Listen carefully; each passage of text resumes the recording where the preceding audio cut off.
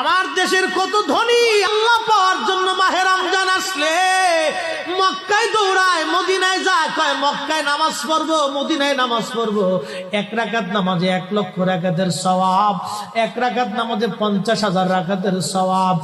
উমরা করে মক্কায় কাটায় সময় মদিনায় কাটায়, মক্কায় কোরআন খতম দিতে চায়, মদিনায় কোরআন খতম দিতে চায়। সওয়াব মাহে রমজানে অগণিত সওয়াবের আশায় ব্যক্তিগুলি আল্লাহর ঘরে হাজিরা দেয়, কিন্তু বাড়ির পাশে গ্রামের কত গরিব মানুষ টাকার অভাবে বাবা ভালো ইফতার করতে পারে না, টাকার অভাবে কত মা ভালো সেহরি করে রোজা রাখতে পারে না। এই ধনীরা এই গরিব মানুষের ঘরে খাবার না দিয়ে আল্লাহরে পাওয়ার জন্য মক্কা মদিনায় দৌড়ায়।